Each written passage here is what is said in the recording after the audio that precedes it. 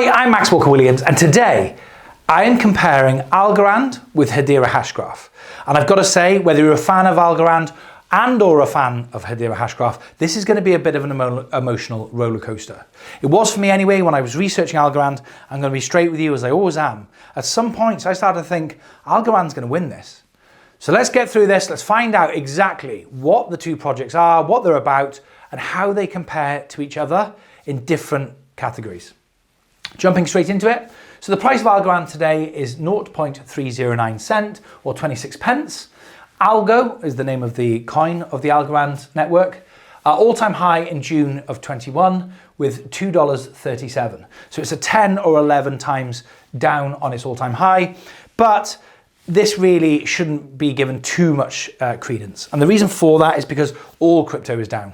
Unfortunately, as I've explained about the crypto market before, we're so new that Bitcoin is like a planet with a gravitational pull, and when it falls, it brings everything else down with it. So Algorand might be doing amazing things, onboarding new customers, announcing fantastic new use cases, ramping up transactions per second, and doing all the right things in all the right direction. And it makes no real difference when the price of Bitcoin drops suddenly, it brings everything else down with it. There are very rare exceptions. Hedera Hashgraph, Bitcoin was collapsing, and so was the rest of the crypto market. Hedera Hashgraph announced that week that the NHS were tracking COVID vaccine temperatures on the Hedera Hashgraph network, and the price rose despite the fact the rest of the market fell away. But aside from those sort of black swan events where they announce something really substantial that the market can't ignore, generally speaking, the price falls despite, it doesn't mean that the price isn't going to come back. It doesn't mean that Algorand has fallen away. When you look at stocks and shares of a company and you say, wow, they've gone from $2.37 to 30 cents, then the company's clearly done something wrong, it's junk or whatever. That isn't the case in the cryptographic industry just because it's so new. It's a unique way of looking at the prices because we have got this massive planet. That said, the Bitcoin planet isn't growing much bigger. It's growing, more people are buying into it and so on and so forth. It's growing, but not at anywhere near the rate the other planets are growing. And eventually the planets will become so big in their own right, they'll have their own gravitational field, and the price of Bitcoin will no longer affect the price of Hedera Hashgraph. And we see it all the time. The jewelry market. Cartier is such a big name that the price of gold has very little effect on the price of their jewelry. Nobody goes into the Cartier shop and says, well, gold's down £1 an ounce, so can you knock some money off this ring? It's Cartier. Okay, this is a really important one because it's less important. The price of Bitcoin is less important, or should be less important, on the trend on Google. So if you go onto Google and type in trends, it brings up a page with Google and you can literally just find out who is searching for what and how often on the internet. It's as simple as that. So it's a very, very useful tool. Just make sure that you've got the right category because sometimes it gets its wires crossed. Hedera, of course, is an ivy that grows everywhere. It's invasive, it just takes over everything, hence the name. And so if you type Hedera on its own, your computer might think you're talking about the ivy and therefore you get false readings. So make sure the category is cryptographic technology. Search Hedera, search Algorand, search Bitcoin, and you get a feel for what the market is doing. Now, of course, there are going to be some differences because when the price of Bitcoin drops and the whole market drops, interest will naturally reduce. There are people who aren't really invested in the crypto market emotionally or with a business or with a use case or anything. They're literally just investors. Middle America, Middle Australia, Middle England, people who read about it in the paper, they go in, they get their son, their daughter, whoever it may be, to buy some crypto for them, and that's it. And then it's dying and they say sell it, get rid of it. So the price goes up, interest goes up. The price collapses, people leave the market, they walk away, they lose interest. But that shouldn't be as binary, as extreme as in the price case. So it shouldn't be 10 times less interest because the price of Bitcoin is 10 times less. But that said, the trend is down for Algorand, and it's down quite a bit. So September 2021, it was 100. Today it's at 31, which is a 69% down on its all-time high. 100, by the way, as I've explained in previous videos, 100 is not 100%. It's not 100 impressions. It's just the way Google measures things. So the all-time high interest of Algorand was in September 21, and that's 100. So then you can compare today to the all-time high. If it's 100, then this one will drop to 98 or whatever it may be. So 100 is the highest interest there's ever been in Algorand in terms of people searching for it and learning about it, talking about it. Today it's at 31, which is 69% down from its all-time high. And I thought, well, yeah, but let's get a fairer image of this. Let's do Algorand every justice. Let's give it every chance. Let's be really, really fair with this. So let's look at the crypto market. And to be fair, the crypto market is down, and with crashes, the interest is less, as I've explained. But what if we compare Hedera to Algorand? Then we'd have a really fair understanding, because that takes out the market overall drop, because they're both experiencing that, because they're both in the same market. And interestingly, again, with Google, you can type in 2 terms and it'll compare them for you. So fire and water, and it'll compare them. And sure enough, you type in Algorand, you type in Hedera, I typed in ALGO, I typed in HBAR, and give or take, every search term is pretty much the same. And what I found is, and what you'll find if you check it out for yourself, is that Hedera has much higher, well, not much higher, that's not fair. Hedera has higher highs and less low lows. So I've kind of copied the end tail of the chart that you'll see for yourself if you do it. Hedera is blue in this instance and Algorand is red. And you can see that at the moment, Hedera's search term is down by about 36%. Algorand is almost double that. It's down 69%. So the interest is waning in Algorand. Now that might just be, unfair because Hedera had a particular sort of good piece of press in America. It could just be an unusual spike. It could be anything. This isn't over a long period of time, but I can only judge what I've got in front of me. And over the last month, Algorand is down 69% of its all-time high, and Hedera is down 36%-ish of its all-time high. So it's almost half. Now, the other thing to take into account when considering this is, but what was Hedera's high in terms of actual search terms, and what was Algorand's? Because you might not be comparing apples with oranges. So if Hedera only had 100 searches and Algorand had 5,000 searches, dropping from 5,000 to 2,000 is bad, but dropping from 100 to only 60 is even worse because the numbers are different. So I haven't taken that into account, to be fair, but generally speaking, just taking an overview of this, Hedera is holding interest even when the market has fallen away, that Algorand is simply not holding. So Algorand has got 290.8 thousand followers, and the Algorand Foundation, wow, has got 122.1 thousand followers. That's really impressive. Founded by Silvio Micali, a computer scientist and ex-MIT professor, plus winner of the Turing Prize Award in 2012. So the Turing Prize is a bit like the Nobel Prize, Peace Prize, but for computer science. It's a really, really prestigious prize. It's no joke. And sure enough, Silvio won it. He's an ex-MIT professor, and it kind of, like, to attend MIT, as a student is impressive. To be a professor, teaching those kids is even is even more impressive. So, this guy is the real deal. I've looked into him, he's legit. And this is the kind of people that I want, certainly, running the cryptographic projects. There are different types of cryptographic projects, and there's different types of people running them. And I'm not taking away from any of the other types of guys and girls. They could be entrepreneurs, maths professors, science professors, coders, developers, software engineers. But for me personally, I want the captain of the ship. If the ship is a cryptographic technology, I want him to be a kind of maths/science genius. We have that with Hedera Hashgraph and Lehman Baird, of course. That's undeniable. I've met the guy. If you haven't seen the interview, you need to watch that interview with him. The guy is just a pure genius, completely uninterested in money, and just lives for pure mathematics and truth, if you like. And I get the same sort of sense from other interviews and things I've seen with Silvio. He's a guy cut from the same cloth. So the project's clearly in very safe hands. But that said, you've got to have Mans Harman, who's a genius in his own right. You've got to have those more entrepreneurial people around these guys, because otherwise, you can have the best tech in the world, but if nobody ever heard of it, it's not easy to use, then it's for nothing. So a really, really solid team led by a really, really legitimate man. Love to meet him, by the way, and interview him.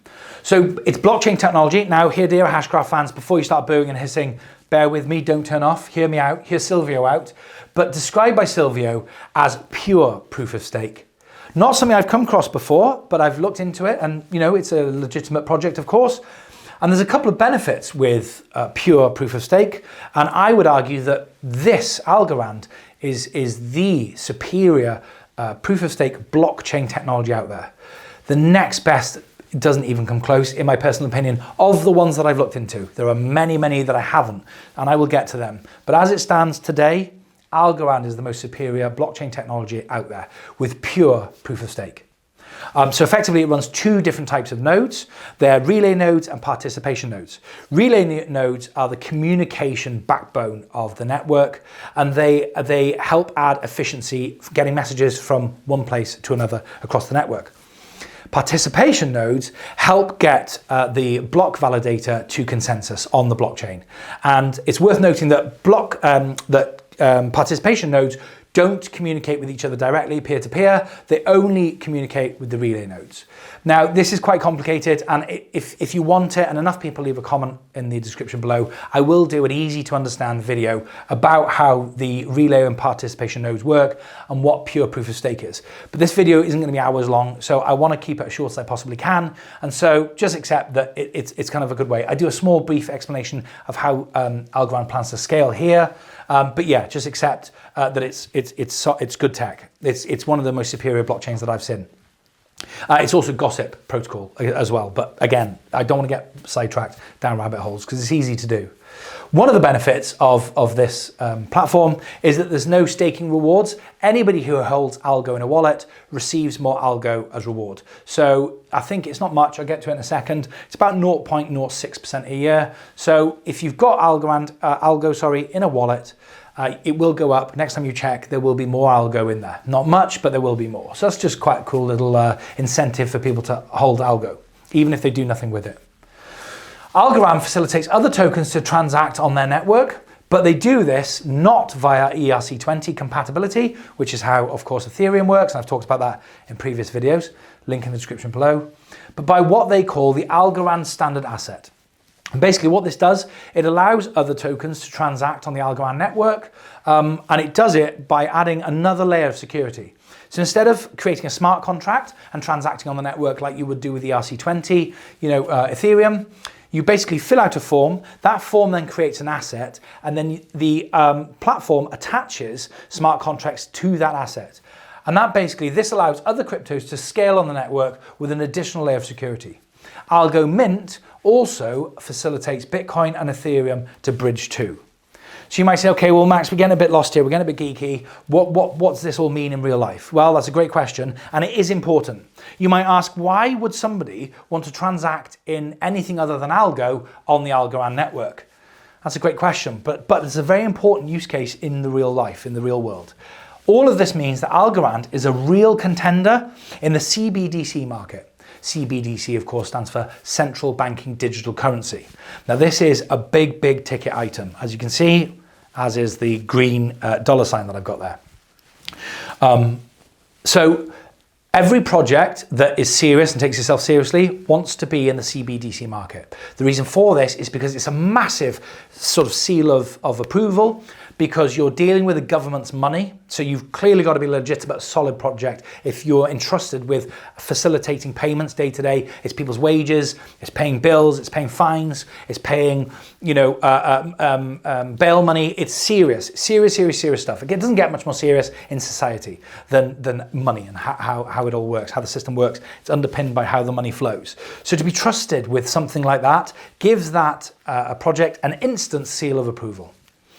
The other thing it does is it will ramp up the transactions per second, the use cases, the turnover, the fees that are charged, and so on and so forth on the network instantly. It's almost like a silver bullet. If XRP was announced, Ripple was announced tomorrow as the platform that's going to be used for the digital American dollar, can you imagine what that does to the price of XRP? It just goes through the roof, and so it should, because it's got a massive seal approval. We know that the transaction rates are going to go through the roof, and therefore big fees are going to be earned. It's fantastic. So it's a there's a lot at stake here. And one of these projects who lands one of these big countries, the first one to do it, they're going to go to the moon, in terms of the price, which is fantastic if you're investing in the project. And so this facilitates and allows this. And that is why this is so important in the real world. Now, in fact, the Marshall Islands have chosen Algorand to be their CBDC provider. This isn't maybe in the future, this isn't tomorrow, this isn't next week. Right now, Algorand is a CBDC platform, the only one that I know of, I've come across, with a live project for an entire country to run their currency on a cryptographic technology. There are other countries that are sort of tied themselves to Bitcoin, or they've said, we're going to be doing this or that or the other. but the only true CBDC live case that I know of is with Algorand. Okay, so there are plenty of rumors on Hedera Hashgraph, and I understand why those rumors exist, about Hedera becoming a CBDC provider for such and such a country, for America, through this organization that's working with the Fed, and they've mentioned Hedera Hashgraph and stuff. And that's all fantastic, and I'm sure some of it, if not all of it, will come true eventually. But I can only judge these two cryptographic projects on today, what I have in front of me, and fact. And facts matter. And the fact is, as far as I know, Algorand, again, is the only cryptographic platform that has a live use case of CBDC. With all that said, let's not get too carried away. Just to give you some facts about the Marshall Islands. Beautiful place. I'm sure they're very proud people, but they are one of the smallest countries in the world with a population of less than 60,000 people. In fact, there are many companies in the world that are far, far bigger in terms of population than the entire country group of islands, the Marshall Islands. Their gross domestic product last year was about 240 million. So to put that into context, Ed Sheeran's net worth is 260 million. So Ed Sheeran, the guitar singer, his net worth is a little bit more than the entire GDP. That's the output of how much they create in value as a country than they output last year. So it is a real use case. It does prove to me at least that Algorand is a serious contender, that an entire country of people have entrusted with their very money and their ability to live their lives day to day. It's not America. You know, just to keep this again in context, if California was an independent state, was an independent country, it would have the 5th largest economy in the world. Not America, just the state of California. In fact, the gross domestic product, the value of output that California creates, is larger than India. So India has as an entire country of over 1 billion people, has a smaller GDP, a smaller gross domestic product output than the state of California. So to get America, it's like, you know. Okay, with all that said, let's jump straight into, before we get into community, I'm just going to explain the two-lane theory.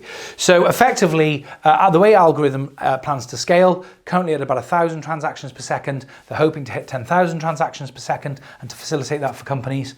If you remember, Visa can facilitate about 7,000 to 8,000 transactions, and you know the world has been run reasonably well with Visa with no real problems, except for like Black Monday when they can't handle the amount of transactions. That aside, we do okay. So if they can do 10,000, it's great.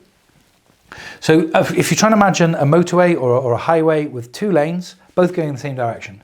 One of the lanes is for heavy, slow-moving traffic, and one's for fast-moving traffic. With this, Algorand effectively has two platforms, or lanes as I call them in this analogy, light traffic and heavy traffic, and that's how they scale up.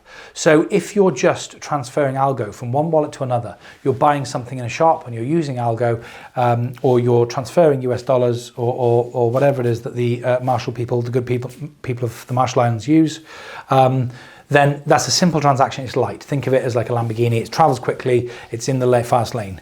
Minting NFTs and selling NFTs, transferring NFTs, that's another really light, easy transaction and helps keep the traffic moving fast. Heavier transactions might be really complicated and dense smart contracts. They're a lot slow moving and they're harder to transact, so harder to facilitate, and so they have their own separate lane. And that essentially is how it works and how it ramps up. So community. Everyone holding algo gets a return of 0.06% per annum. Holders of algo are also GC members. So as I alluded to earlier, you just have to hold algo in your wallet and you will receive more algo. It will go up, not by much, but it will go up. And certainly not keeping it up with anywhere near inflation, 0.06%. But everyone who holds algo, the coin of Algorand, is a GC member, is a governing council member. So as you know, with Hedera Hashgraph, and by the way, if you don't know about Hedera Hashgraph, you're an Algorand fan, and you want to learn about Hedera Hashgraph, and I sincerely hope you do, especially before you jump on the comments below and start saying, oh, Algorand's the best, Hedera's junk. At least give yourself the opportunity to learn about both of the projects, because they both have excellent potential, and so it's really worth learning about the two. These are two real contenders. You know, this is Mike Tyson and Sonny Liston. These are two real contenders, and they both deserve the respect of your time to learn about them. I've created plenty of videos explaining the hash graph to my 86-year-old father, what is Hedera hash graph and all that sort of thing. All the links are in the description below. If you're an Algorand fan and you're new to the channel, to me, or to Hedera hash graph, check those videos out, I implore you. Then come back. If you still disagree and you want to have a healthy debate, I'm all about that. I'm all about learning and education. If I've missed something, if I've misunderstood something, please point it out and I'll learn and I'll review and improve. That's the whole idea. Okay, so everyone holds things, so they get a small token effectively, but it's nice and it gives you a reason, some sort of reason for holding Algo if you're not using it for anything else.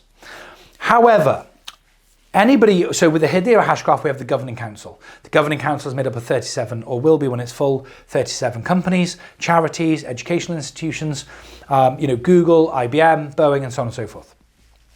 And then stage 2 with Hedera is to have community nodes. So I hope that one day I will be able to run a node and you guys will be able to stake to my node, the Walker&Williams node. And then from there, phase 3 will be anonymous nodes. So anyone can have a node on the Hedera hash graph, provided that they meet the right criteria. But with Algorand, anybody who holds Algo is a governing council member. Now, they want to encourage people to engage with the network, to vote on important decisions, and to interact with the network. So what they do in return for voting, active holders can earn circa, because it does fluctuate, 6 to 7% per annum. So that's a really good return. Hedera are talking about offering 6% for staking. And so this is on par with that. And there's a lot of that in comparing these two projects. There's a lot of similarities. They're both ABFT, they're both gossip, protocol, they're both looking to ramp up, they're both serious contenders, and there's loads of similarities in the project, and this is just another one of those. So with Algorand, you can earn up to 7%, 6 to 7%, by being a governing council member and voting and being an active node member. And with Hedera, you can earn, I think it's 6%. So very, very similar. The only thing I would say though, is that although you do have to lock it for 90 days to vote. So I get why they've done this, because otherwise people could buy Algo, jump on, and vote in something and then come back off, earn a return and then jump back off if they wanted to. I think it's to stop that kind of fluctuation, that in and out, and it's to get people to commit. So you do need to commit your Algo for 90 days if you want to vote and you want to earn that 7%. Whereas with Hedera, you can earn 6% and you can leave whenever you want instantaneously. The only thing you lose with Hedera is the earnings for that day. So if you would have earned $1 for that day and you pull out at 9 a.m, you don't get any earnings. You get your earnings before that. There's no punishment, no penalty, no lock-in period. So just for people who are a bit more fluid, their situation, they're in and out of crypto all the time, you're putting your money in and then you need to pull it out because this month you're a bit short for your bills or whatever, then obviously Hedera would be the way to go because it's instant in and out. With Algorand, there is that 90-day lockup period. There's over 300 use cases building on the platform, according to Algorand, some presented on their website, which is fantastic. So this is a really big deal to me. Some people kind of really liked that I pointed this out with XDC in particular, XFIN, and some people really didn't like the point. But the point is this: if you are, in my opinion, if you are in the cryptographic industry, if you are in the tech industry, if you are in the DeFi, decentralized finance industry, if you are in the CBDC, Web 3.0, metaverse, non-fungible tokens, if you are in that space, then your website needs to be on point, because it is your storefront and there is no excuse for a tech company not having an easy, accessible, updated, current website. And I've got to say, Algorand absolutely ticked the box with this. They have a better website, in my personal opinion, than Hedera. Hedera's is fantastic. It's a 9 out of 10. This is 9.5 out of 10. It really, really is, just in terms of how it looks. And this is very personal opinion to me. This is not fact. You might completely disagree, but I just think the branding, the way it's laid out, the fact that they highlight their top I think it's top 30 or top 40 use cases. I think that's fantastic. And they do it really, really nicely. It was a real pleasure navigating their website, and it just made for a nice user experience. So they have over 300 use cases. They talk about, as I say on their website, some of their top use cases. One is a company called Circle Financial Technology, and those guys aren't messing about. They're a DeFi company that facilitate payments, and I think they've got $150 million locked up in their decentralized finance network. with staking and so on and so forth, and they allow for transactions. Massive, massive company, seriously cool, good use case, really, really solid. Another one is IDEX, which is one of the world's leading smart contract platforms to allow people to transact through smart contracts. Really another massive, solid, important, serious, grown-up, future-facing use case, and they're building. We've obviously got the Marshall Islands, and we've talked about that. That's a real big tick in the box, or a very solid, small tick in the box. And then there's Archax, A-R-C-H-A-X, I think I'm pronouncing that correctly, Archax.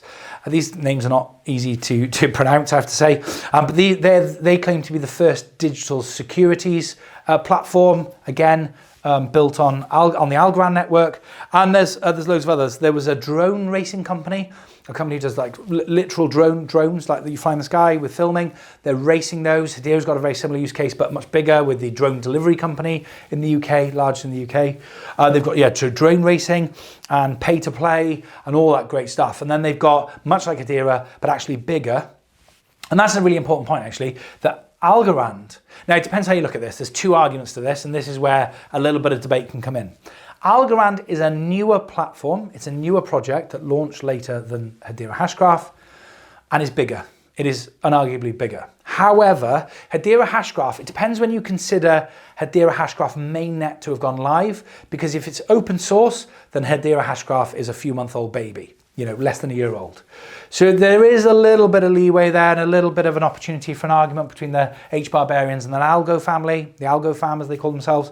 I don't really want to encourage trial. So depending on when you personally consider the Hedera Hashgraph network to have gone live, then I think there's a little bit of a debate there. But there isn't really, because you could say, well, let's look at some of the figures. How much bigger is Algorand than Hedera Hashgraph? And you might not think this matters, but I believe it does, because social media tells you how many people are interacting, how many people are learning, how many people are talking to. It's important, just in terms of notoriety, education, and just people knowing. People can't use your platform, buy your product, shop in your shop if they don't know you exist. Okay, the NFT community seems passionate and thriving on Twitter, platforms, etc. Carbon negative with offsetting, so much like Hedera Hashgraph. There's a couple of companies actually that are on the Algorand network, and they're claiming that Algorand is the only carbon negative cryptographic technology, which simply is not true. That's not true. They are either disingenuous, like the Bitcoin maxis that I talk about, or they just never heard of Hedera Hashgraph. But in the same way that I'm constantly caveating what I'm saying, as far as I know, Algorand are the only one with CBDC live use case. That doesn't mean it's true. It's to the best of my knowledge. So to the best of their knowledge, Algorand is the only carbon negative cryptographic technology. Of course, as HBARians, we know that isn't true. Hedera Hashgraph is also carbon negative with offsetting. And by the way, just putting both projects aside for a second, I'm not a huge fan of offsetting. Because of the corruption that's gone on in the past, if you're not sure of that, then it's basically people, organised crime quite often, taking advantage of farmers in third world countries, and then basically just selling the same carbon credits for basically planting a tree and saying to Walmart, you can offset your carbon with a tree we've planted by giving us money.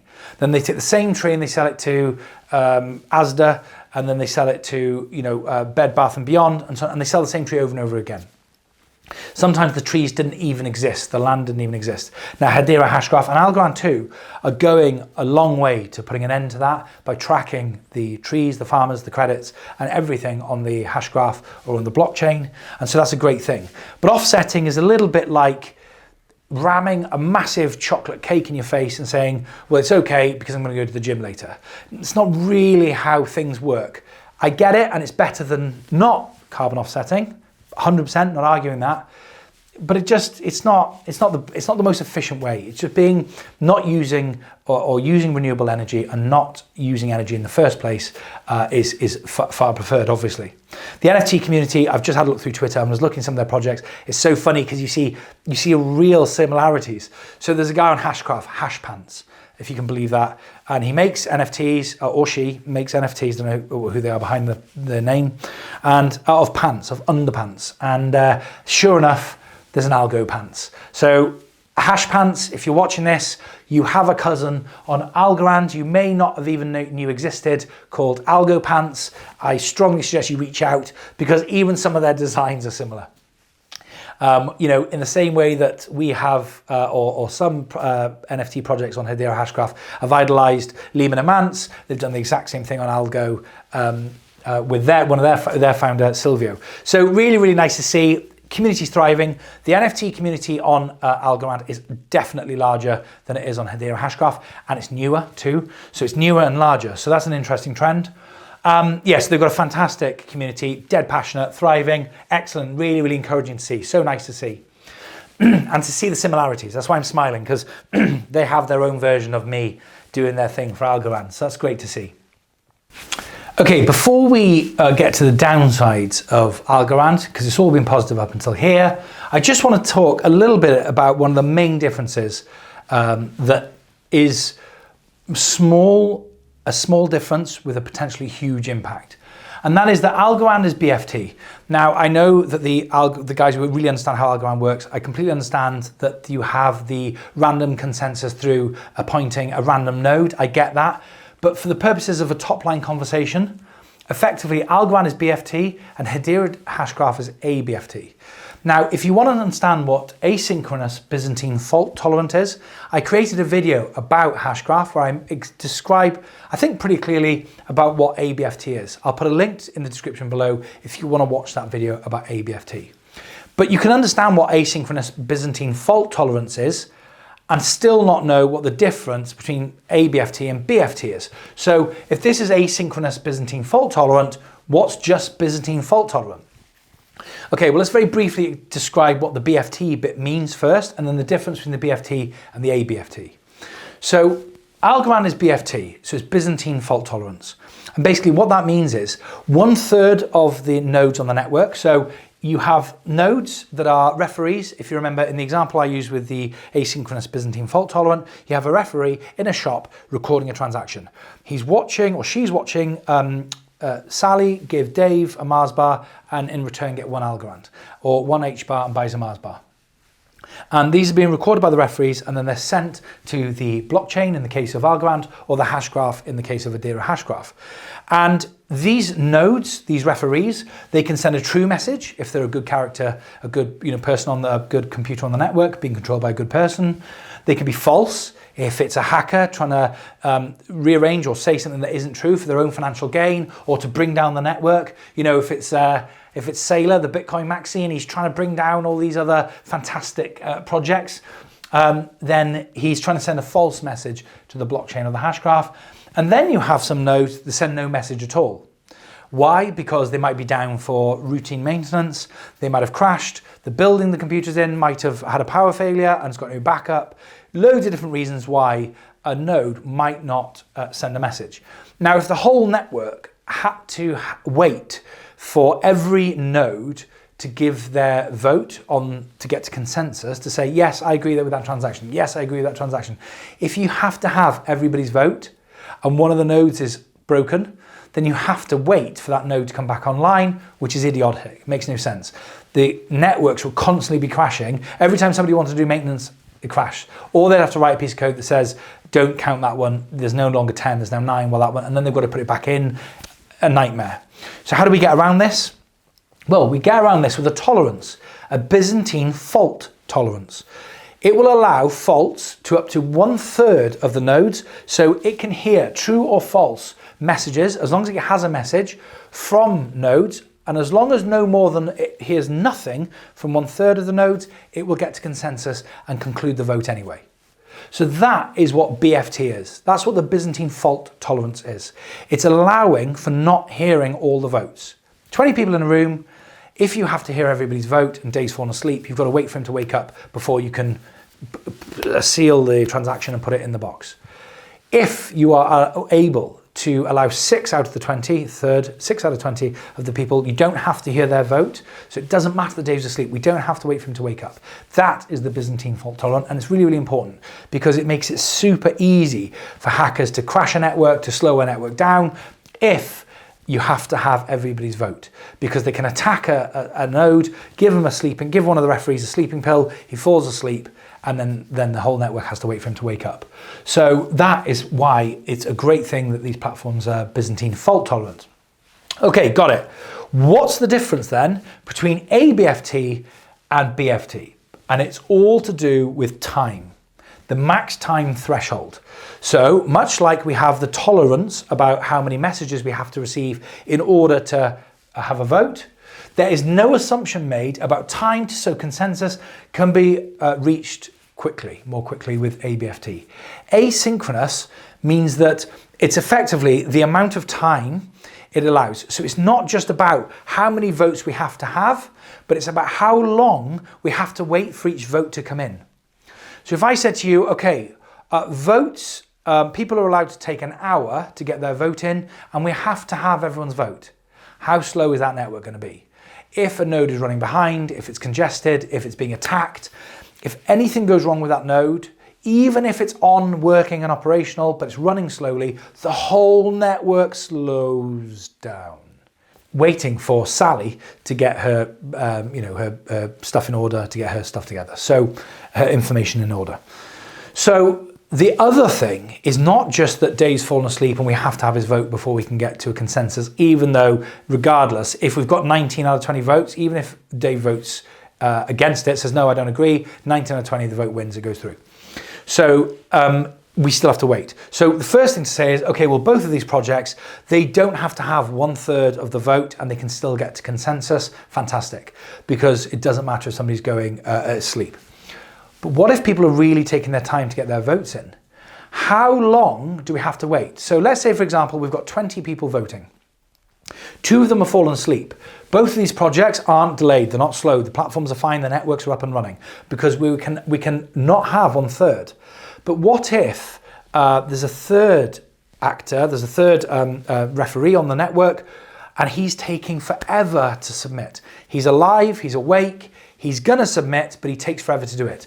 With asynchronous Byzantine fault tolerance, if you don't get their vote instantly, almost instantly, then it's discounted.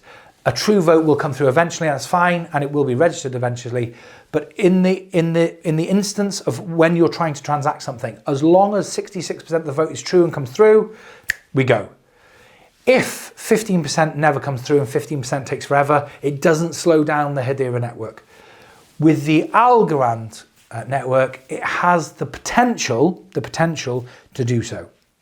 Okay, Max, fine, we kind of get it, that's fine, great. What does that mean in real life? Okay, what that means is that Algorand is susceptible in principle to hacks and attacks by hackers who could slow down and even stop the network from operating by messing around. They don't even have to control what the nodes are saying. They just have to slow them down enough that it slows down the entire network. So if some of the nodes are down for maintenance, they're genuine, they're no problem, it takes away from that 33% tolerance. So 10 of them are down for maintenance. So now once you get close to that 33% number, you can start slowing the network down, just not by saying anything true, not by saying anything false, but just by taking your time saying nothing or delaying these messages. That can't happen with Hedera Hashgraph. That is an attack and a type of attack that cannot happen. It's irrelevant on Hedera Hashgraph because it's asynchronous, Byzantine fault tolerant. And as far as I know, to the best of my knowledge, Hedera Hashgraph is the only cryptographic platform that is truly asynchronous Byzantine fault tolerant. There are a couple, I think it was XDC that claims to be, I've seen no proof of it. There are a few projects that claim to be asynchronous Byzantine fault tolerant. Hedera Hashgraph is the only one that I know today for a fact actually is. Algorand doesn't claim to be ABFT, it is BFT. It's not a massive problem until you're living in the Marshall Islands and you can't understand why you go to pay for something and it doesn't work. You go to use your debit card and it takes forever to go through processing. Then it becomes a problem. Okay, downsides. So as I said before, it's not ABFT secure. Algorand, by their own admission, are at around, they're aiming for 1,000 transactions per second in the first instance, and the big goal is 10,000 transactions per second. Nothing wrong with that, absolutely fine. As I said, Visa runs the world, and it does it on 7,000 to 8,000 transactions per second. So 10,000 transactions per second, Algorand could run the world quite easily. People have got obsessed with, oh, we're going to do 100,000 transactions a second, 1,000,000 transactions. Okay, great, but let's keep this in some form of reality. At the moment, the world leader in peer-to-peer transactions is Visa. We're all managing just fine. I can buy clothes, food, no problem. Is it great? No. Is it perfect? Far from it. Does it work? Yeah, it does. And Visa can do 7,000 transactions per second. So 10,000, perfectly fine. Can't see how many participation nodes there are. This is a point, and it's going to be changed according to Algorand, but again, I can only judge on what we have today. You cannot see, that I could find anywhere, on some of the platforms I've done. I think I did one, I've done a couple where on the website I've said that it shows you actually where the nodes are and them working away, which is fantastic. I love that transparency. This could be a far more centralized project than anyone realizes. Now, I'm sure it's not. I'm willing to give them absolutely the benefit of the doubt because of everything I've talked about before. You know, the use cases, the people behind it, the team, the community, the use cases in terms of the customers, the people building on the project, 100%. But we cannot take away from the fact that you cannot see how many participation nodes there are, and therefore we don't know how centralized or decentralized the participation nodes are, of course. Relay nodes are nearly all associated to Algorand or the Algorand Foundation, but the foundation has identified this and said they are adding more decentralized, sort of unassociated relay nodes to the network very shortly, momentarily in fact. So by the time you're watching this video, it may have already happened, but a point worth noting. Again, just looking at centralization versus decentralization, and just as important, I have no problem with centralization to a degree, provided you have transparency. It's my problem with Quant. People won't like this, but Quant is not only absolutely centralized in the way it's designed, it's not really even, it's software effectively. I know they're all software, but it's software like it's not a cryptographic platform in the same way that the others are. But not only that, they don't even produce minutes and things. There's no transparency. So Hedera HashGraph is far more centralized in certain ways than other projects are, but they're completely transparent. They're the most transparent project that I've come across. So you can have one or the other. Better to have both to be as decentralized as possible and transparent. And I talk about is Hedera HashGraph centralized in a video, link in the description below. But yeah, so at the moment you don't know how many participation nodes there are. You don't, I don't, and a lot of the relay nodes, by Algorand Foundation's own admission, are Algorand associated, but they're looking into that. They're sorting it. The cost per transaction is 0.001 algo. It's cheap, but it's priced in algo. So if algo goes back to its all-time high of $2.37, that means that algo is 10 times, 11 times more expensive to transact on then than it is today. So today it's circa 11 times cheaper to transact with Algorand than it was when Algorand was at its all-time high.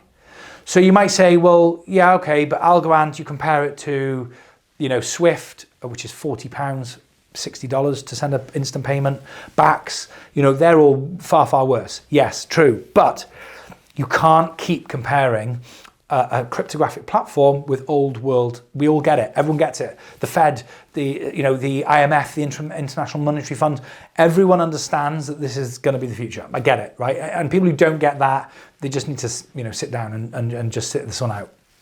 We all get it. But you can't have it both ways. You can't say it's far, far superior to the old world money and not compare it to other competitors in a fair fight. So if we're going to compare costs, you've got to compare Algorand to itself, for starters. So today it's undeniable. It's a fact. It's 11 times cheaper to transact on Algorand today than it was when it was at an all-time high. And if Algorand goes to $1,000, then it's going to be as good as makes no difference, 1,000 times more expensive, 500 times more expensive to transact on Algorand. And the reason that's important is because if California, the state of California, ring up Algorand and say, hi guys, we're looking to, we've heard great things from the Marshall Islands, was there on holiday, fantastic, amazing. We want to use you guys. We're going to be doing 1 billion transactions a second. This adds up. And it's really hard for big companies to forecast and budget when the price of something is fluctuating so much. You know, big companies, big countries, governments, they do not like surprises. They do not like unforeseens. They do not like uncertainty. They hate it. Ask the stock market, what's the one biggest thing it hates? Uncertainty. And it reacts in a negative way to uncertainty. So that's why when iPhone are designing a new iPhone, they order future contracts, they offset, they take out insurance policies, they mass buy, they fix prices of all their supplies. So they know when they turn around and set a price for an iPhone at $1,000 and the price of plastic quadruples overnight, it's not going to eat into their margin because they've got a set price. If the plastic falls off a cliff, the price falls off a cliff, I'm sure one of their subsidiaries buys the plastic to cost price average down. So they have it both ways. And this is a problem. And I'm surprised, actually, if I'm being completely honest. You might see this as a small thing, but it's not to big companies who are doing hundreds of tens of millions of hundreds of millions, billions of transactions a week, a day, a year, whatever. This adds up. And the higher the price goes, the more it hurts the people transacting on the network, which, if it does nothing else, is demoralizing. It's stroking a dog the wrong way. It's counterproductive. So hang on a minute, I'm Walmart. I've come onto the network, I've put the transactions through the roof, I've done this, we're talking about the project, we're really cheering you on and blah, blah, blah, blah, blah. And how do you reward me?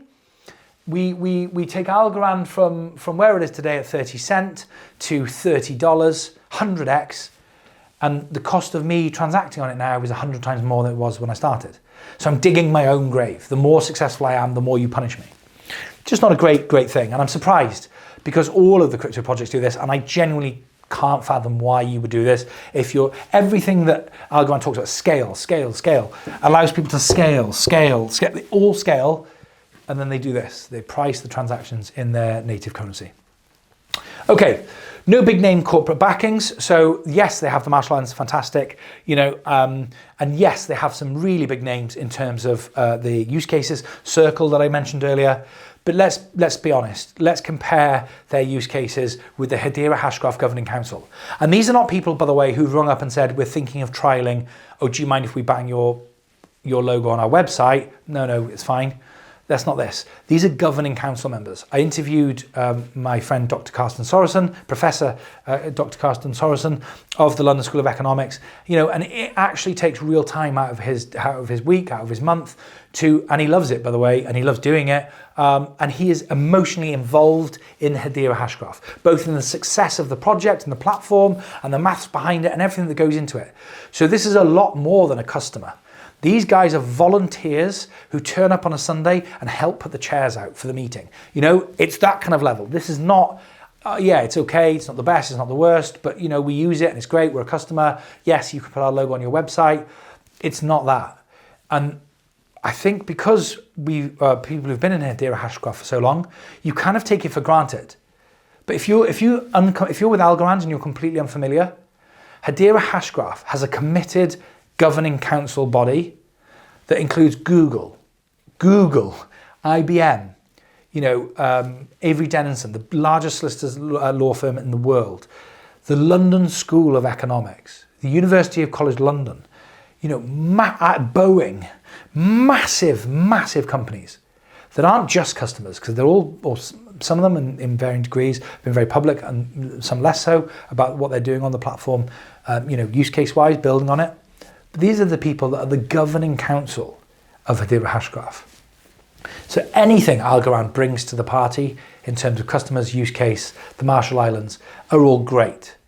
But don't get confused. They are light years away from the governing the might that is the governing council of Hedera Hashgraph. No live CBDC use case today, underlined, could change tomorrow with Hedera.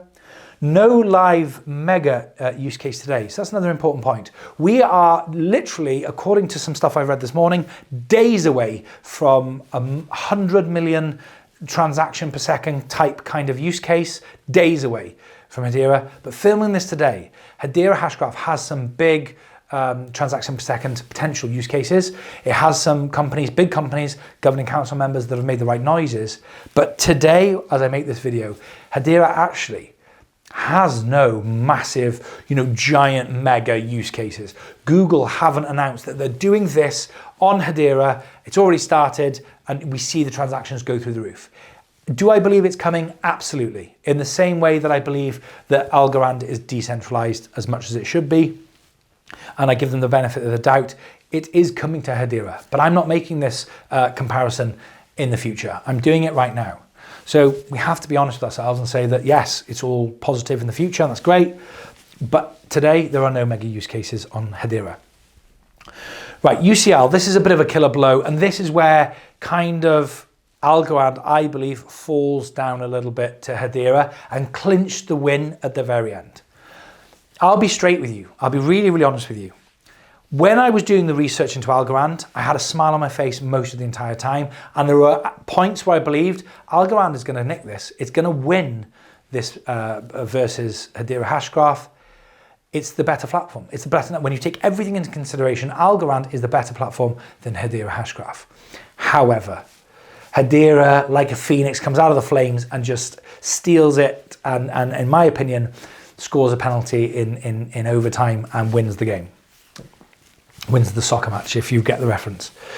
So the UCL, now University College London, yes, they're a Hedera Hashgraph Governing Council member, so of course there might be some unconscious bias, but if you're not willing to accept the fact that the University of College London is an academic, serious body, and if they publish a paper and put their name to it, then you can take it as written, okay? And the facts, because they're not giving their opinion, they're not saying we think Hedera is the best because of this, they're saying these are the numbers. Now, if you even get into UCL, they're lying, because they've got a vested interest. I'm not interested, okay? UCL study shows that the energy consumption of Algorand is 5.34, on average, 5.34 watts per transaction. So watts of electricity, Algorand uses 5.34 watts of electricity per transaction. The next, or one of the next best performing blockchain technologies is Polkadot, and Algorand is 23 times more efficient than Polkadot. So Polkadot's super efficient compared to all the others. In a chart like this, you see the energy consumption per transaction coming down and down and down and down, and it comes way down, and then you've got Polkadot. And Polkadot's seriously energy efficient. But Algorand is 23 times more efficient than Polkadot. Hedera, on the other hand, uses 0.02 watts of electricity per transaction. That's 250 times more efficient than Algorand. So Algorand is 23 times more efficient than the next best. Hedera is 250 times more efficient than Algorand. Now, that's important, and it's going to get more and more important because companies are doing the right thing, and they're talking about their environmental impact. They're talking about the global warming crisis, and so it's all society, our appetite for companies that are eco-friendly, eco-conscious. It's all going in the right direction. So this couldn't come at a better time. And big companies who sign up, they're going to want to sign up with the best. And time is on Hedera's side, and I'll talk about that in a second, because it's an important point that a lot of other people who create YouTube videos and create content, it's the kind of little nuances they miss because they might not have the life experience that I do. Time is on Hedera's side. I'll come back to that. So, by the way, if you have no idea of what 250 times more efficient looks like, to give you a visceral example of how much more energy efficient Hedera Hashgraph is compared to Algorand. If Hedera, so the shorter you are, the more efficient you are, okay? So the lower the project is to the floor, the more efficient it is. If Hedera Hashgraph was a person, he would be Shaquille O'Neal, 7 foot 1 inches tall. So he's 7 foot and 1 inch away from the floor. So that's how efficient Hedera Hashgraph is. Now we know that Algorand isn't as efficient as Shaquille O'Neal, as Hedera Hashgraph, so they're going to be taller. How much taller, if they're 250 times less efficient, how much taller do you think Algorand is compared to Shaquille O'Neal at 7 foot 1 inch tall? Algorand would be the One World Trade Center, which is 264 meters tall. So Shaquille O'Neal, the One World Trade Center, the tallest building in America, that is Algorand, and that is Hedera. The closest one to the floor is most efficient. One is Shaquille O'Neal and one is the One World Trade Center. That kind of gives you a visual example of where Hedera Hashgraph sits. In terms of efficiency, it is the tallest building in America difference to Shaquille O'Neal, to the next best platform. And I really like Algorand. I think it's fantastic. I've talked about that. This is sincere. I'm not trying to rip it to shreds. These are the facts. And I'm sorry if you like Algorand. You can leave angry comments if you're a tribalist or whatever. You believe Algorand. You know, anything bad about Algorand can't be true. But I'm sorry, the facts don't care about your feelings. And this is a fact. So currently, again, I've been, you know, it's got to be, we've got to compare it today, not with future tense for the purposes of this comparison.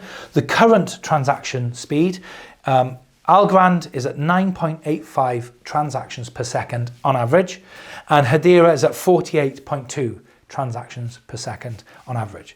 So considerably more transactions per second being completed on Hedera than on Algorand. And then, okay, so I mentioned there at the very end that time is on Hedera's side. What do I mean? I like to do things, I like investments, I like things in my life that mean that I win over time. What do I mean? If you eat junk, time is not on your side. Time is working against you. Today, you will be slightly unhealthier and slightly fatter than you were yesterday. Tomorrow, you are going to be worse than you are today if you do nothing than just ram Mars bars in your face, eat cake, eat junk, don't do anything. Time is working against you and your life is getting shorter and shorter. If you have a debt that is a bad debt, it's not a debt, it's not money you've borrowed to earn more money, but it's a debt you've borrowed to buy a liability, like a car, or a Lamborghini or something, and it's interest only, putting inflation aside for 1 second, time is not on your side because you're paying money from cash flow to something that isn't reducing. In fact, if you're borrowing money to repay the loan, then it's compounding against you, and every day you are financially worse off than you were yesterday. However, if you go to the gym, even if you don't do that much, if you just eat well and you go to the gym and you improve by tiny little incremental bits, it is undeniable that time is on your side. You will be slightly better tomorrow than you are today. And the day after will be better, and so on and so forth. If you are saving, even if you're saving a little bit of money and it's compounding and you're investing it, and then you put that money to work to earn more money, then time is on your side. If you have a debt, and that debt, you've taken the cost of that debt and you've used the money that you borrowed and you've spent it on something that earns you more money than the debt cost you, time is on your side, particularly if it's on capital repayment. So over time, you know that even if you're breaking even, you're paying that debt down and eventually you will be debt free. Time is on your side. You're chipping away at it. It's like the ocean rubbing up against the rocks. If it's given long enough, then it will turn it into sand. You want time to be on your side so that you can keep going, keep fighting, and eventually you've just got to keep going to win. That is a beautiful thing, having time on your side. Why do I believe time is on Hedera's side? There's loads of different reasons. One's like they're eco-friendly and people, big companies, governments, countries, they're looking for eco-friendly solutions, and Hedera sits right at the top of that tree. But not like one level up. I mean, Hedera is like light years away from the next best thing. That's one reason why, because I think everything, society, the country, the world, everyone has become leaning more and more towards wanting what Hedera is offering. That's the first thing to say. The second thing to say is, and this is true in any market, when a market is early, people will accept really big, simple choices. For example, when colour TV came out, people weren't too bothered about whether it had a 4-metre long remote or a 6-metre long remote, because remotes weren't remote then, they were on a cable. You know, if the TV had a 4-metre remote or a 6-metre remote, you weren't really bothered. As long as the TV you had at home was black and white and this TV's colour, the rest doesn't really matter. I just want a colour TV. So the fact that this one's 5 inches deeper or 4 inches deeper doesn't really make any difference. Then when flat screen TVs come out, it's another big step in the evolution of TVs. Flat screen TVs come out, you don't really care that it's made by LG or that it's made by Bosch or that it's made by Panasonic. You just want a flat screen TV that you can hang on your wall like you've seen at your mate's house. You don't really care if it's got Bluetooth, Bluetooth wasn't around then, but Bluetooth connectivity. You're not really bothered. You just want a flat screen TV, and this is a flat screen TV. Cool, I want it, it's on my wall. When electric cars, now we compare that to electric cars. So at the moment, I'm in the market for an electric car, for example, and I don't really care if it's a Tesla, or if it's a BMW, or if it's a Mercedes, or if it's got 350-mile range, or if it's got 300-mile range. I just want an electric car that will do what I want it to do. It's got to have a range longer than 150 miles because I don't travel more than that before one charge, before I sleep, and so on and so forth. And it's quite basic. You just want to be on board of that new big step in technology. I don't care if it's a 64 gig iPod or a 100 gig iPod. I just don't want to be carrying this cassette player around anymore. I don't really care if it's white or black. I just don't want to be carrying this cassette player around anymore. And that is what we've got at the moment. We have got projects in the cryptographic space that are saying, at least we're not Bitcoin. At least we're not Ethereum. I actually see people arguing or debating, should I say, to give them the benefit of the doubt on social media, and they'll say, yeah, but Ethereum 2.0, Ethereum is 10 times more efficient than Bitcoin. Fantastic. 2.0 is going to be 100 times more efficient than Ethereum. Great. But you're comparing an old project to an old project to an even older project. It's old tech that nearly everyone now admits isn't going to save the world like we thought it would. Now, what will happen in time is that, guess what? When all cars are electric, when all TVs are flat screen, when all TVs are color, you take it for granted. So there are certain barriers to entry that a TV has to be. If I said to you, do you want to buy a TV, it's black and white, you don't need to know any more about it, you don't want it. Do you want to buy a TV, it's 3 feet thick? You don't need to know anything about it, more about it, you don't want it. It's got to have, there's certain barriers to entry. Do you want to buy a music system, it's this big and you've got to carry it around, tape cassette, but you're not interested. So as different industries, and particularly in technology, mature, the things that are taken for granted become more and more and more and more. And some projects, the cassette player, Bitcoin, the MP3 player, Ethereum, fall away. People just forget about them. Who's still talking about MP3 players? I remember when they came out. My friend Martin, he was obsessed, and the little discs, and they were so cool, and blah, blah, blah. Now, nobody gives them a second thought, and a lot of people watching this video won't even know what I'm talking about. The point is that as the industry matures, the barrier to entry, the minimum of what is accepted from a cryptographic project, Hedera is clearly over that line. Algorand is clearly over that line. But I would argue that of the circa 16,000 different cryptographic projects there are, 3,000 cross that line. But then it gets worse, and the pressure gets more and more and more intense. Now I want a flat screen, I want a color TV that's flat screen, that's cheap, that's efficient, that's carbon neutral, that's energy saving, that doesn't cost me a lot to run in electric. I want it to be smart. I want it to say hi Max when I turn it on audibly. I want to be able to control it with my mouth. I want to be able to watch YouTubes on it. I want to have Amazon Prime on it. I want this and this and this and this. And those are my bare minimum requirements. I need to know it has all of that before I even consider the next bit.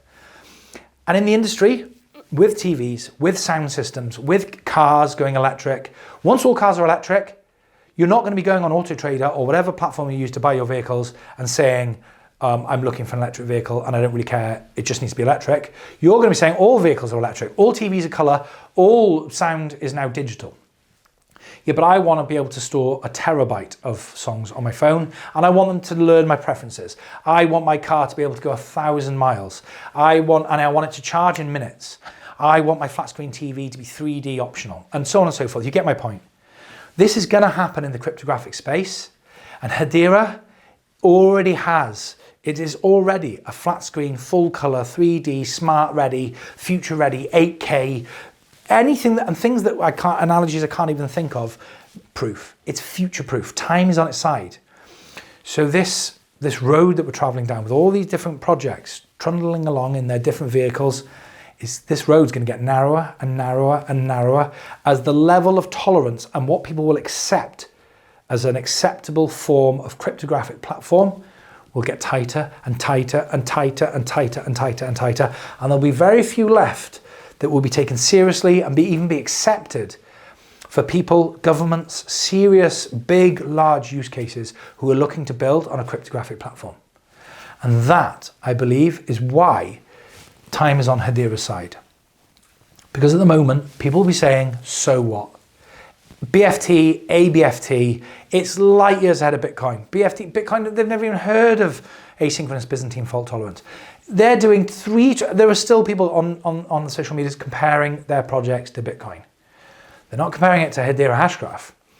So I think, as a recap, if Hedera Hashgraph didn't exist, I'm Algorand all the way. I really truly mean that. I think it's the most superior, I know it's the most superior blockchain technology project I have covered. Both in terms of what they say, what they prove, what they mean, the team behind them, the community, both the NFT community, the corporate community, the use cases, the CBDC thing. I think it's a fantastic project. And if you're in Algorand, kudos to you. I think it's fantastic. And you know, I see you as cousins of the Hedera Hashgraph people. Even if I'd found Algorand first and still knew about Hedera Hashgraph, I'm not sure I'd bother picking up house and moving, because I'm not far enough down that road yet where I feel I need to, or I feel I should. So if Hedera didn't exist, or I'd found out about Algorand first, I think I would be with Algorand all the way. But fortunately for me, in my opinion, I found Hedera first, and Hedera does exist.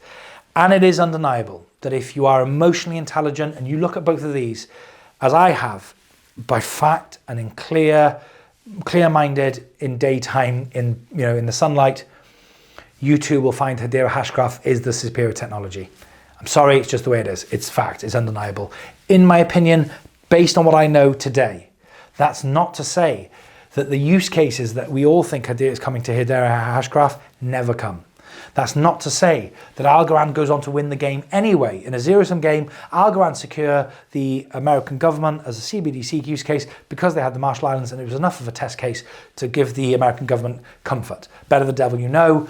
They might later learn that Hedera is better technology, but so what? We're with them, we're embedded, cool, we're done, we're happy with what we got. So I don't think this is a zero-sum game. I think they both can and will succeed. And by the way, just purely from an investment point of view, if you were to buy both today and they only go back to their all-time highs, what I think Algorand's an 11x on your money and Hedera's a 10x on your money. So Hedera's down 9. Hedera's down 9 times from its all-time high. Algorand's down 11 times. So if they both go back up to their all-time highs, you could argue that Algorand is the better investment purely from an investment point of view. But you could also argue that Hedera hasn't fallen as far. So therefore Hedera is more likely to reach its all-time high, and therefore it's a better investment.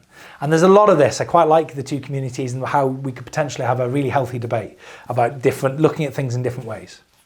I hope you found this video encouraging. I'm going to be investing in Algorand. I am going to be part of the Algo fam. I'm going to be buying Algorand. I'm not selling a penny of my HBAR to do so. Utopian Lab is still going to be building happily away on Hedera Hashgraph, and I'm still a HBARbarian. But I acknowledge, I tip my hat to the Algorand network. I think you're a fantastic project, and I'm very, very glad and very proud to have you in the industry. Thanks ever so much for watching. I'll see you soon.